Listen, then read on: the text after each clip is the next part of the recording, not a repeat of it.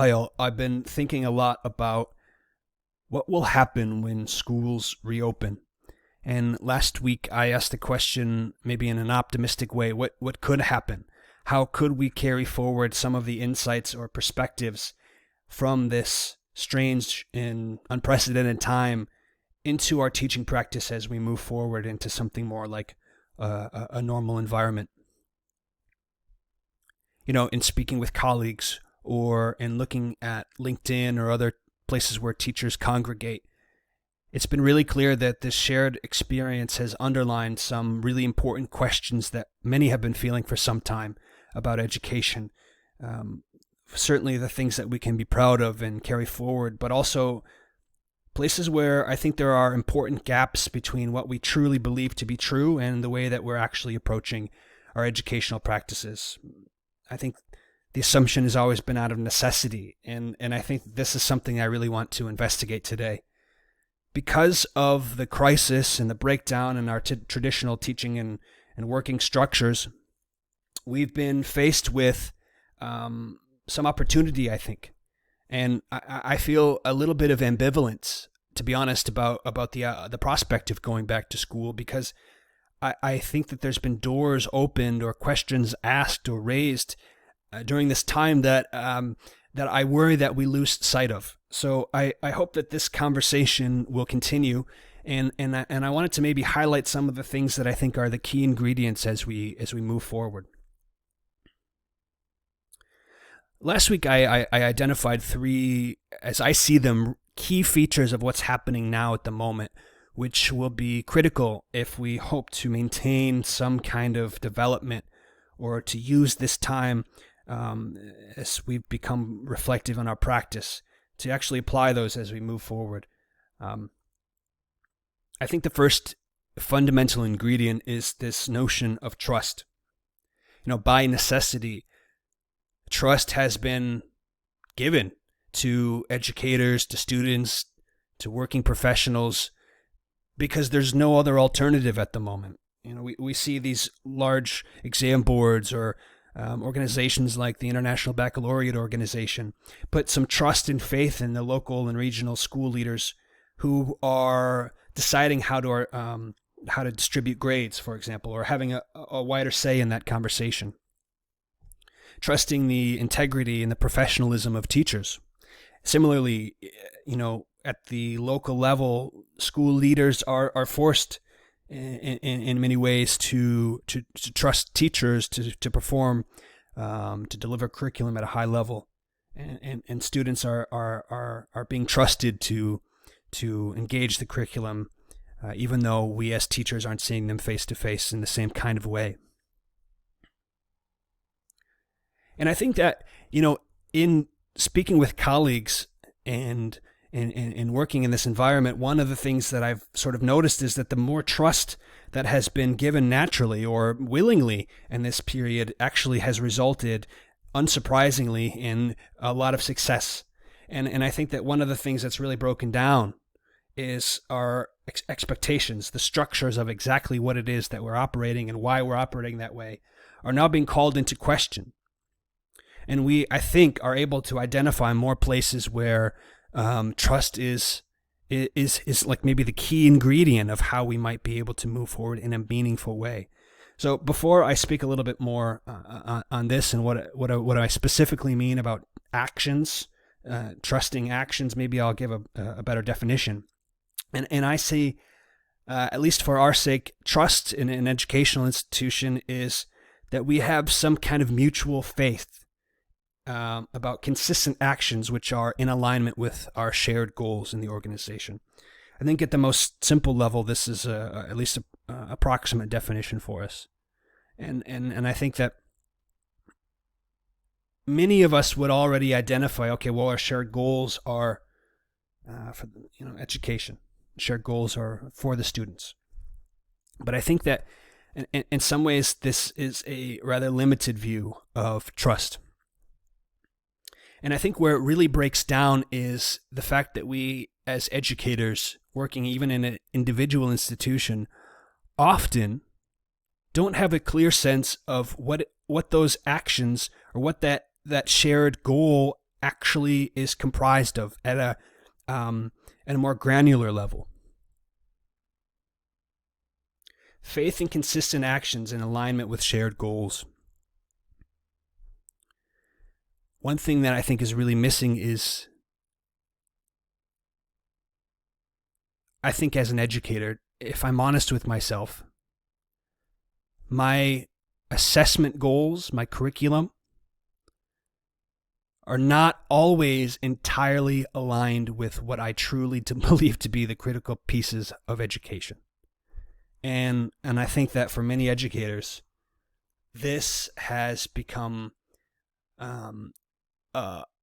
almost undeniable experience, at least in speaking with colleagues and in speaking and looking at sort of message boards and in communication with, friends and fellow students in my MEL program, my MBA program from around the world.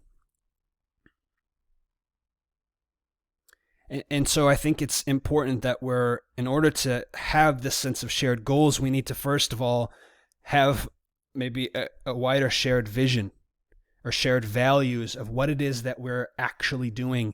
And I think that first we need to, as individuals, mind for ourselves and stay honest with ourselves as professionals, as human beings.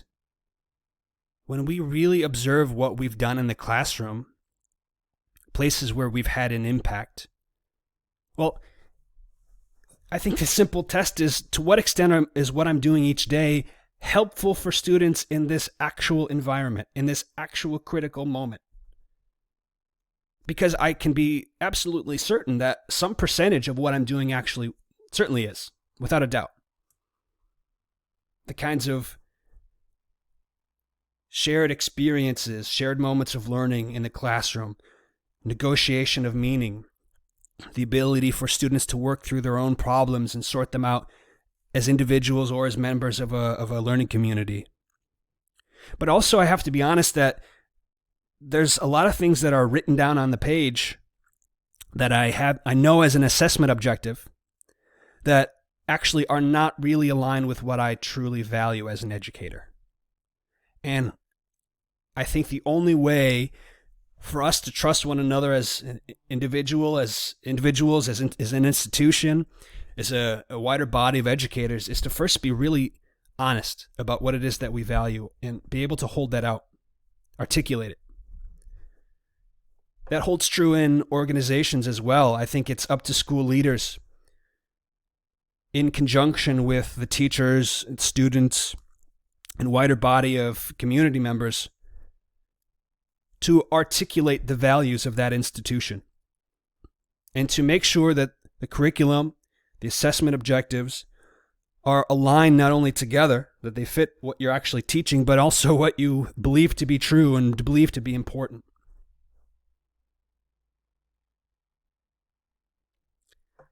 And I think there's more to develop, and maybe this first conversation was to pick apart what the ingredients of trust or the necessary prerequisites of trust are. But I think it's also really important, and I'm speaking from personal perspective here, that we don't see ourselves as outside of a particular system. I think as educators, aspiring educational leaders, or, professional educational leaders who are in a role, it's, I think, really easy to criticize the leader or the staff or the institution, the exam board. Well, the reason I can't be the educator that I really truly believe I should be, or the reason I'm not teaching what I truly believe is valuable, is because of the system I'm working in. But I think that's a very limited view, because we ourselves are part of that same system. And I think it's really important, first of all, to be honest, to mine ourselves, to be really, really critical about what our values are, to put them into practice, to let them be seen each day. And I think that's something I see happening on these message boards. I see happening in our private conversations as teachers. Like, oh, this unit didn't really help my student navigate this issue. This unit didn't really help my student navigate the difficulties that they're facing in this real moment. And if we're not doing things that help them navigate crisis,